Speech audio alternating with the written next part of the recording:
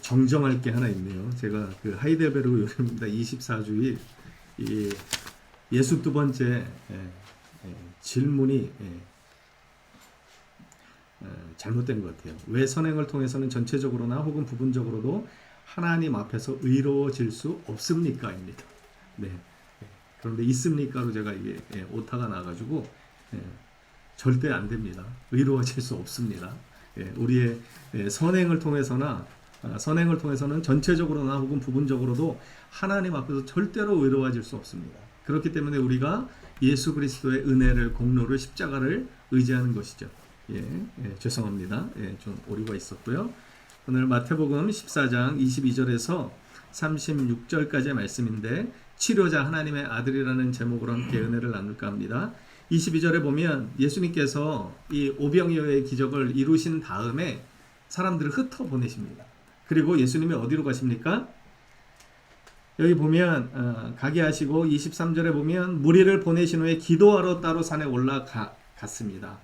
저물매 거기 혼자 계시더니, 주님은 많은 사람들이 오병이어의 기적을 경험하고 난 다음에 예수님이 정말 보통 분이 아니라는 걸 알았습니다.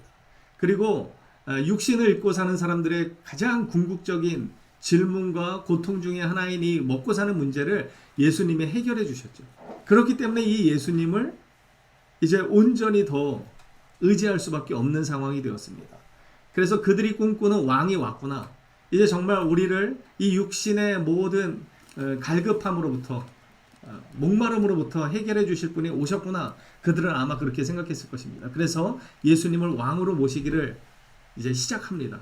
그러나 그때 예수님은 그들을 다 물리치시고 어디로 나아가십니까? 하나님께로 나아갑니다. 그래서 홀로 기도하는 이 귀한 시간을 통해서 예수님이 무엇으로 먹고 사시는 분이신지, 왜 이 땅에 오신 분이신지를 절대로 잊지 않으려고 하는 예수님의 이 처절한 이 기도의 투쟁이 여기 있습니다. 여러분, 우리의 모습과 좀 비교해 볼 필요가 있죠. 우리는 사람들이 우리를 인정해주고 칭찬해주고 뭔가 반겨주면 거기에 푹 빠져들 때가 있습니다.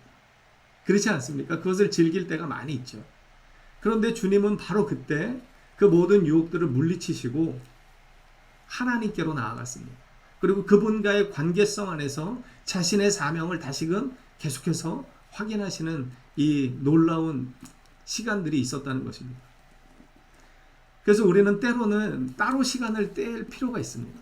여러분, 분주한 중에서도 우리가 정말 1분이라도 3분이라도 시간을 떼어서 하나님께 나아가는 이 기도의 훈련을 해야 되는 이유가 여기 있습니다. 자칫 잘못하면 우리는 사람들의 어떤 환호와 이 환대와 칭찬과 인정함 속에 우리의 마음을 뺏겨버리기가 대단히 쉽기 때문입니다.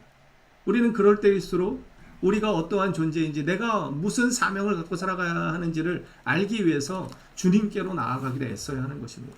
주님은 그렇게 하셨습니다. 하나님의 아들이신 그분도 그렇게 하셨다면 우리같이 연약한 자들은 더 말할 나위가 없는 것이죠. 그래서 혼자 계셨습니다. 그리고 그때 제자들은 배를 타고 이미 출발을 했죠. 24절에 보시면 배가 이미 육지에서 술이나 떠나서 바람이 거스름으로 물결로 말미암아 고난을 당하고 있습니다. 물결로 말미암아 고난을 당하는데 25절에 보니까 밤 사경이라고 이야기합니다. 이 밤 사경은요, 새벽 3시에서 6시 사이를 이야기하는데, 그 우리 23절에 보면 날이 저물었다고 그러잖아요. 그러니까 아마 저물기 직전에 배가 출발했던 것으로 우리가 추측할 수 있고, 그래서 한 새벽 3시에서 6시 사이라고 한다면 벌써 꽤 많은 시간 동안 이들이 물결로 말미암아 고난을 당하고 있었다는 것을 추측해 볼 수 있습니다. 그래서 그때 26절에 보면 제자들이 25절과 26절 보십시오. 밤사경에 예수께서 바다 위로 걸어서 제자들에게 오십니다. 바다 위로 걸어오십니다. 이것은 무엇을 이야기하는 것입니까? 예수님의 존재가 어떠한 분이신지를 분명히 드러내는 것입니다.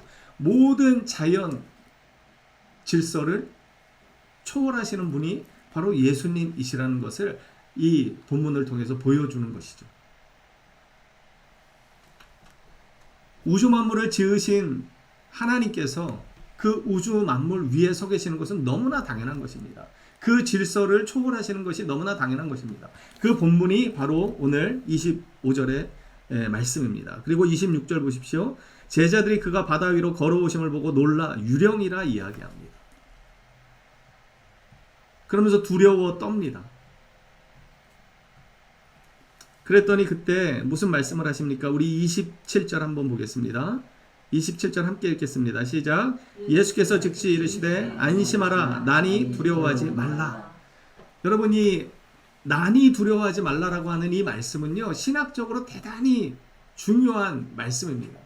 이게 헬라어로 에고 에임이거든요. 나는 나다라는 뜻을 가지고 있는 문장입니다.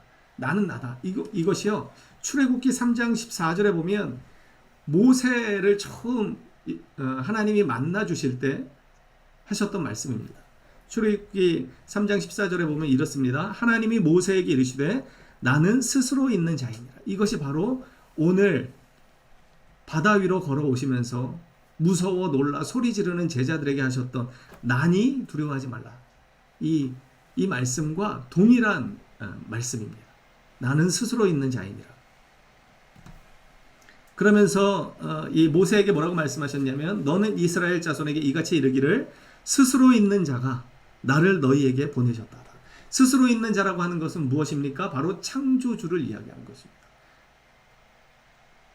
원래부터 계신 분, 무엇으로부터 생겨난 분이 아니라 원래 태초부터 계신 분, 그것이 바로 스스로 있는 자라고 하는 놀라운 뜻입니다. 그것을 오늘 이 마태복음 14장 27절에서 주님께서 말씀하시는 것입니다. 안심하라 난이 두려워하지 말라. 이 짧은 문장 안에 바로 출애굽기 3장 14절에서 하나님께서 모세에게 하셨던 나는 스스로 있는 자다 라고 하셨던 그 말씀을 다시금 끌어다 쓰시는 것입니다. 그러니까 이 말씀을 통해서 예수님이 뭐라 말씀하시는 것입니까? 내가 곧 하나님이다 라고 말씀하시는 것입니다. 이사야 43장에 보면은요, 이런 말씀이 있습니다. 우리 이사야 한번 찾아볼까요? 이사야 43장 제 성경으로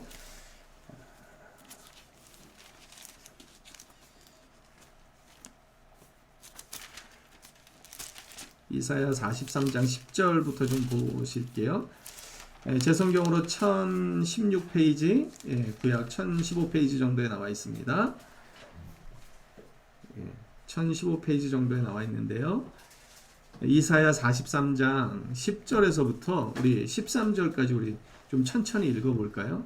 이사야 43장 10절에서 13절까지입니다. 함께 읽겠습니다. 나 여호와가 말하노라 너희는 나의 증인 나의 종으로 택함을 입었나니 이는 너희가 나를 알고 믿으며 내가 그인 줄 깨닫게 하려 함이라. 나의 전에 지음을 받은 신이 없었느니라. 나의 후에도 없으리라. 나는 곧 나 여호와라. 나 외에 구원자가 없느니라. 내가 알려주었으며 구원하였으며 보였고 너희 중에 다른 신이 없었나니 그러므로 너희는 나의 증인이요 나는 하나님이니라. 여호와의 말씀이니라. 과연 태초로부터 나는 그이니 내 손에서 건질 자가 없도다. 내가 행하리니 누가 막으리요. 여기서 계속해서 반복적으로 하시는 말씀이 무엇입니까? 내가 스스로 있는 자고 내가 곧 하나님이다. 나 외에는 다른 신이 없다. 내가 태초부터 계신 하나님이다. 영원부터 영원까지 계신 알파요 오메가가 되시는 하나님이 바로 나다라고 지금 이사야 선지자를 통해서 하나님은 말씀하십니다. 이 말씀이 오늘 이 짧은 본문 안에 들어있는 것입니다. 물결 때문에 파도 때문에 이 어두운 밤에 무서움과 공포와 이러한 것들로 눌려서 그래서 예수님이 다가오심에도 불구하고 그 예수님을 유령으로 착각할 수밖에 없었던 이 연약한 제자들이 헤매고 있을 때 주님께서 하시는 말씀입니다. 나, 곧 나다. 그러니까 안심하라. 두려워하지 마라. 내가 하나님이다. 이렇게 말씀하시는 것입니다. 이 말씀을 하시고 나서 어떻게 하십니까? 이 말씀을 하시니까 우리의 이 수제자 베드로가 이렇게 이야기합니다. 주여 만일 주님이시거든 나를 명하사 물 위로 오라 하소서. 물 위로 나를 오라고 명해달라 이렇게 고백합니다. 놀라운 고백이죠. 지금 몇 시간 동안이나 물결과 파도 때문에 생사의 고비를 넘기고 있었고 예수님이 다가오심에도 불구하고 유령인 줄 알고 무서워서 소리를 지르고 있었습니다. 그런데 예수님께서 지금 한마디 하셨습니다. 내가 곧 하나님이니 안심하라. 그랬더니 베드로가 반응하는 것입니다. 나에게 명령해 주십시오. 그랬더니 예수님께서 29절에 말씀하시죠. 우리 29절도 함께 읽어볼까요? 시작. 오라 하시니 베드로가 배에서 내려 물 위로 걸어서 예수께로 가되. 기가 막힌 장면입니다. 예수님의 제자인 베드로가 조금 전까지만 해도 무서워서 소리를 지르고 그렇게 헤맸었는데 지금 예수님께 명령만 하신다면 내가 걷겠나이다. 내가 물 위로 가겠나이다. 이렇게 반응하는 것입니다. 그때 예수님께서는 그의 믿음을 보고 이렇게 청하셨습니다. 오라. 오라 말씀하셨습니다. 그랬더니 배에서 내렸고 물 위로 걸어서 예수께로 갔습니다. 기가 막힌 장면이고 놀라운 장면입니다. 사실은 우리는 매일 이렇게 물 위를 걷는 사람들일 수 있다는 생각을 해보게 되었습니다. 여러분, 여기서 물결과 파도는요, 세상의 환난과 어려움과 위기를 상징하는 것이라 우리는 해석할 수 있습니다. 이러한 그 세상의 풍랑 가운데서 지금 베드로는 주님을 바라보기 시작했습니다. 주님의 음성을 들었고 그 주님의 음성 앞에 반응하기 시작했습니다. 그리고 그 주님에게 요청했습니다. 나에게 오라 명하시면 제가 가겠습니다. 그래서 주님께서는 그 베드로의 고백을 그대로 기뻐 받으셨고 오라고 명하셨습니다. 그리고 베드로는 그 시간부터 물 위를 걷기 시작하는 것입니다. 여러분, 우리가 믿음으로 산다고 하는 것은 사실은 물 위를 걷는 것과 같습니다. 불가능한 일을 가능으로 바꾸는 것이 저는 믿음으로 사는 것이라 생각합니다. 인본주의에 치우친 이 세상 가운데서 하나님이 없다고 주장하는 이 가치관이 난무하는 세상에서 물질 만능주의의 세상에서 성공주의의 이 세상에서 나를 위한 삶이 아니라 나를 위해서 십자가를 지신 그리스도를 위해서 살겠다라고 다짐하고 그 믿음의 길을 계속해서 걸어가는 것, 십자가의 길을 따라 걸어가는 것 자체가 저는 이 풍랑의 물 위를 걸어가는 것이라는 생각이 들었습니다. 여러분은 어떠십니까?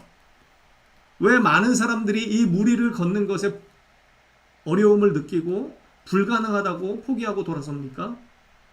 그만큼 세상의 풍랑이 만만하지 않기 때문입니다. 그리고 또 한 가지 더 중요한 것은 우리 다음 절에 나오는데요.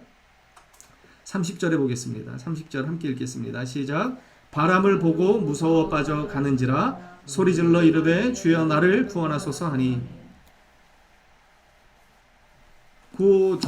조금 전까지 베드로는요, 예수님에게 나에게 명해달라 이렇게 요청했습니다. 그리고 예수님이 명했고 걸어갔습니다.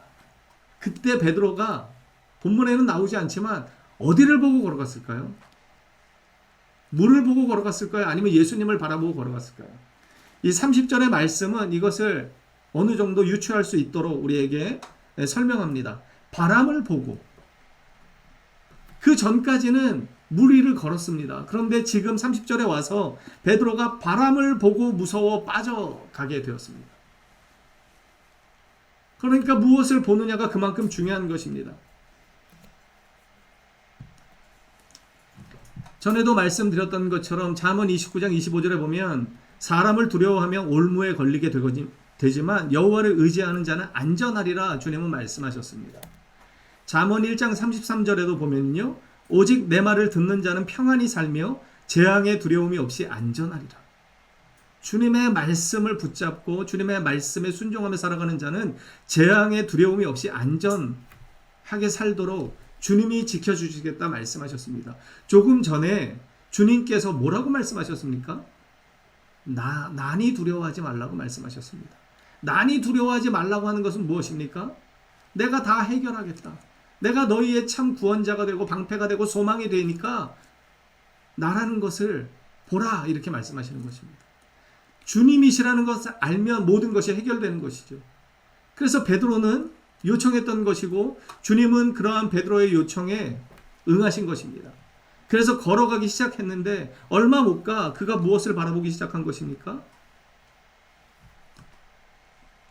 바다를 바라보기 시작한 것입니다. 물을 바라보기 시작하는 것입니다. 바람을 보기 시작한 것입니다. 세상을 보기 시작한 것이고 사람을 보기 시작한 것입니다. 그러니까 무서워 빠져들게 되어 있는 것입니다.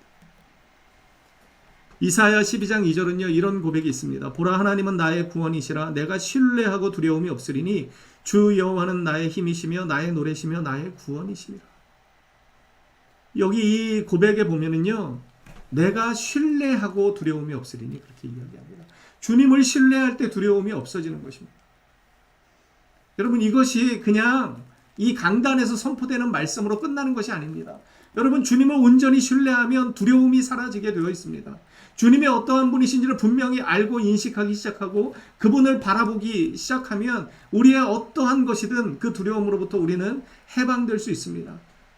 그 해답이 오늘 주님의 이 말씀에 있는 것입니다. 나니 두려워하지 말라. 이 말씀은요 주님의 이름을 걸고 우리에게 선포하시는 것입니다. 내가 곧 하나님이니 내가 그 모든 어려움으로부터 너희들을 건져낼 자 하나님이다. 이렇게 말씀하시는 것입니다. 그럼에도 불구하고 믿음의 사람들이 바람을 보기 시작합니다. 바다를 보기 시작하고 물결을 보기 시작합니다. 사람을 보기 시작합니다. 그래서 넘어지고 쓰러지고 무서워 빠져드는 것이죠. 여러분, 요한일서 4장에 보면은요 이런 말씀이 있습니다. 사랑 안에 두려움이 없고 온전한 사랑이 두려움을 내쫓나니 두려움에는 형벌이 있습니다. 그런데 이 사랑은요 그 앞부분으로 거슬러 올라가면요 어떤 사랑을 이야기하냐면 하나님의 사랑을 이야기합니다. 우리를 사랑하시는 하나님의 사랑을 이야기하면서 요한이 우리에게 이렇게 이야기하는 거예요. 사랑 안에는 두려움이 없다.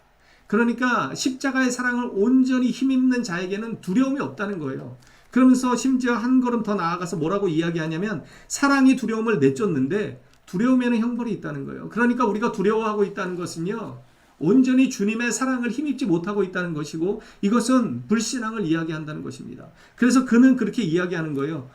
두려움에는 형벌이 있음이라. 두려워하는 자는 사랑 안에서 온전히 이루지 못합니다. 계시록 21장인가에도 보면요 두려워하는 자들은 형벌을 받는 자들이라고 이야기합니다. 두려워하는 자들과 점술가들을 같은 취급을 하고 있습니다. 계시록에 보면. 그러니까 주님의 사랑, 주님의 십자가의 은혜를 온전히 신뢰하지 못한다고 하는 것은요 불신앙과 별반 다르지 않습니다.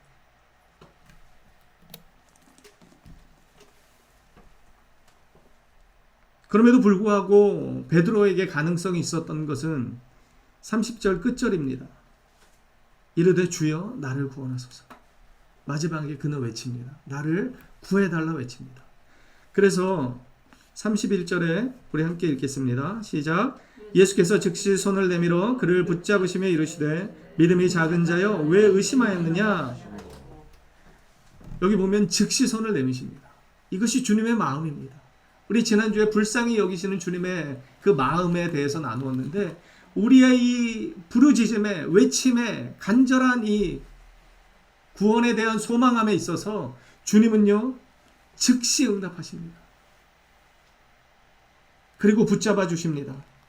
그러면서 이렇게 말씀하십니다. 믿음이 작은 자요 왜 의심하였느냐. 여기서요 왜는요 왜라기보다는요 무엇 때문에 무엇을 위해 의심했느냐 이렇게 물으시는 것 같거든요. 그러니까 네가 무엇을 위해 의심하였느냐. 그러니까 너에게 아무런 도움이 되지 않는다는 것이죠. 그 의심은. 그렇게 물으시는 거예요. 그리고 믿음이 작은 자. 이게 믿음이 없다는 것을 이야기하는 것이 아니라 믿음의 본질에 대해서 예수님은 말씀하십니다. 여러분 믿음은요 끝까지 견디는 것입니다. 성경에도 보면요 끝까지 견딘 자에게 상이 있다고 말씀하십니다. 구원이 있다고 말씀하십니다. 여러분 우리의 믿음은 우리가 지금 서로 판단할 수 없습니다. 함부로 판단할 수 없어요. 하지만 여러분 끝에 가서는 알게 되는 것입니다. 그런데 내가 진짜 믿음을 갖고 싶다면요 주님을 끝까지 신뢰하는 자가 되게 해달라고 기도해야 합니다. 어떠한 어려움에도 어떠한 역경에도 불구하고 이 주님의 손을 놓지 않을 수 있는 믿음을 갖게 해달라고 우리는 그렇게 기도해야 합니다. 그리고 그것을 위해서 주님이 어떠한 분이신지를 우리는 알아야 합니다. 오늘 설교의 제목이 치료자 하나님의 아들입니다. 뒤에 보시면요 32절에 이렇게 보십시오. 배에 함께 오르셨습니다. 이제 베드로를 붙잡고 오르셨는데 그칩니다. 여기서 그치다라고 하는 이 단어가요, 이 수고하다라는 단어에서 이제 파생됐다라고 하는데, 여러분 그 마태복음 11장 28절에 보면 수고하고 무거운 짐진 자들아 다 내게로 오라 내가 너희를 쉬게 하리라 주님은 말씀하셨잖아요. 그 의미와 일맥상통합니다. 그쳤습니다. 그 모든 풍랑과 그 어려움이 주님과 함께하는 순간 어떻게 됐습니까? 그쳐버린 것입니다. 주님과 함께할 때 참된 평강이 있는 것이고 쉼이 있다는 것을 오늘 본문은 우리에게 이야기합니다. 그리고 이분이 바로 우리의 참된 치료자가 되시고 해방이 되시고 구원이 되시는 하나님이심을 드러내는 것이 바로 오늘 본문 안에 담겨 있는 것입니다. 배에 오르자 그쳤습니다. 그 모든 풍랑이 정말 잠잠히 사라졌습니다.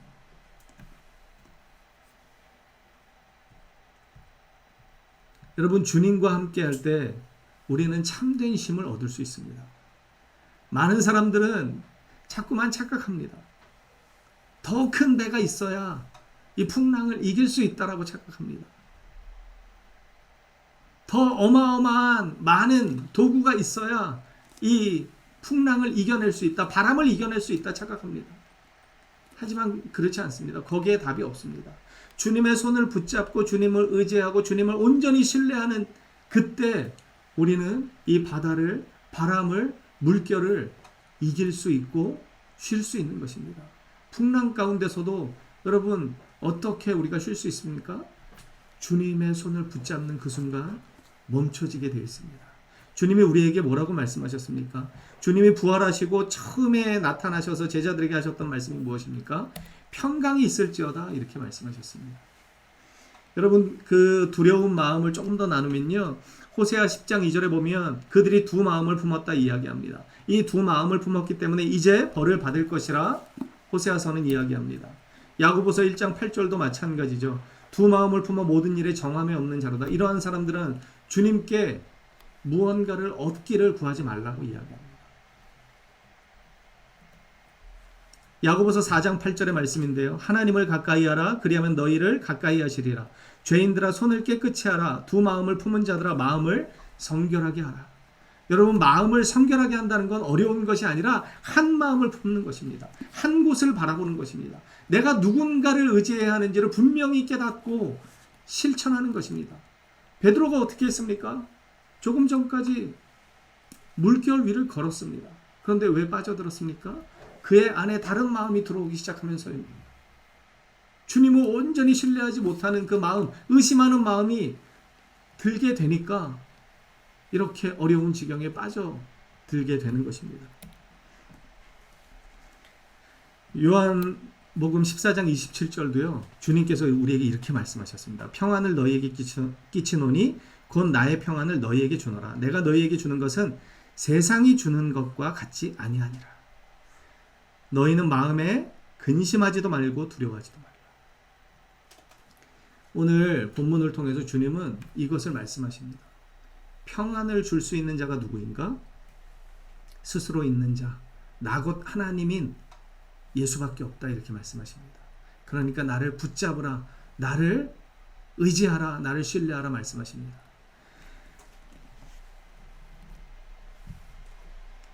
여러분 여기 34절서부터 보면요, 33절에 보십시오.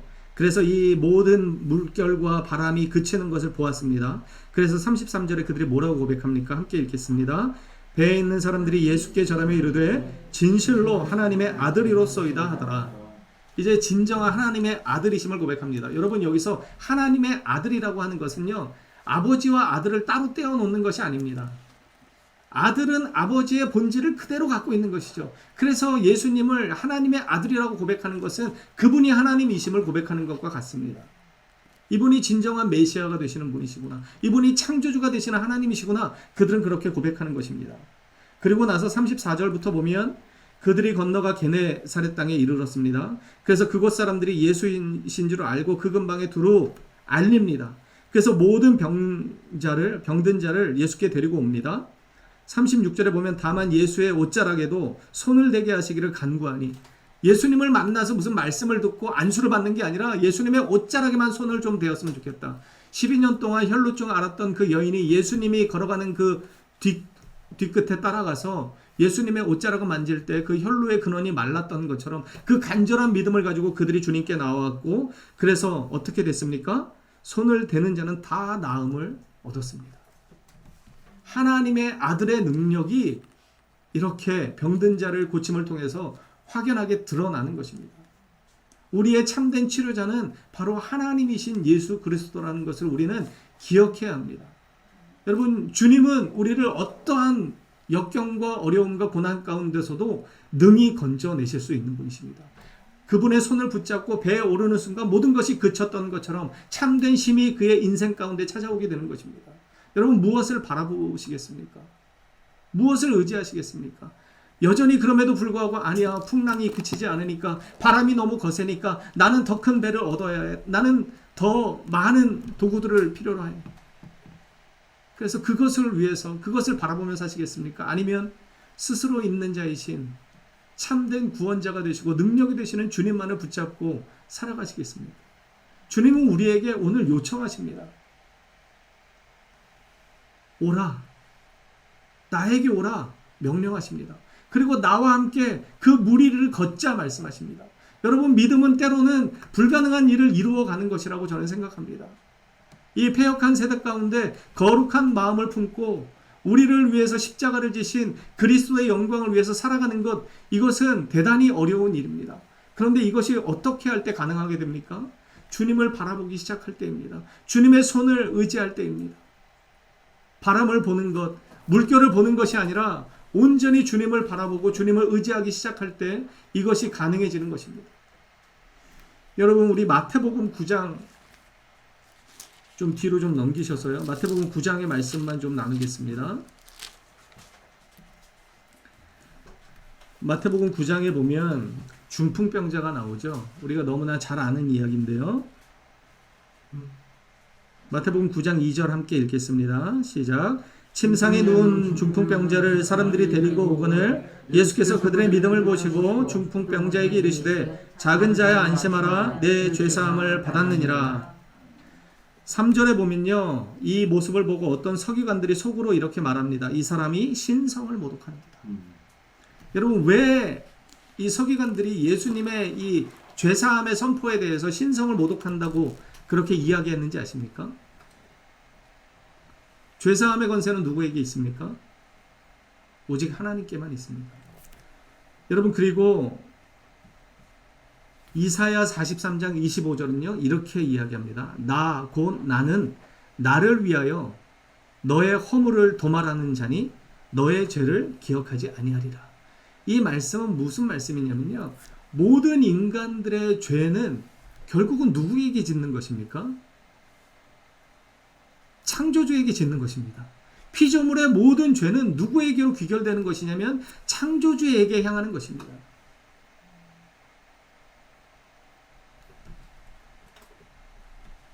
여러분, 우리 사모가 저한테 무슨 죄를 졌어요. 예를 드는 것입니다. 그런데 우리 오연아 집사님이 우리 사모한테 가서 이렇게 합니다. 용서해 드릴게요. 말이 됩니까, 여러분? 사모가 저한테 죄를 졌는데 제가 용서하는 게 아니고 다른 분이 가서 사모님 용서해 드릴게요. 말이 됩니까? 안 되죠. 중풍병자에게 지금 예수님이 왜 죄사함을 선포하시냐면요, 그 죄가 누구에게 지은 것이냐? 창조주에게 지은 것입니다. 그래서 예수님은 창조주로서, 하나님으로서 그 피조물의 죄를 용서하시는 것입니다. 그 죄사함의 권세가 예수님에게 분명히 있기 때문입니다. 그래서 이 서기관들이 속으로 이렇게 이야기하는 거예요. 신성을 모독하는다. 저가 하나님인가? 이 말을 하는 것입니다. 여러분, 신성 모독입니까? 예수님이 하나님이심을 드러내는 것이 바로 이 중풍병자에게 죄사함을 선포하는 일이었습니다.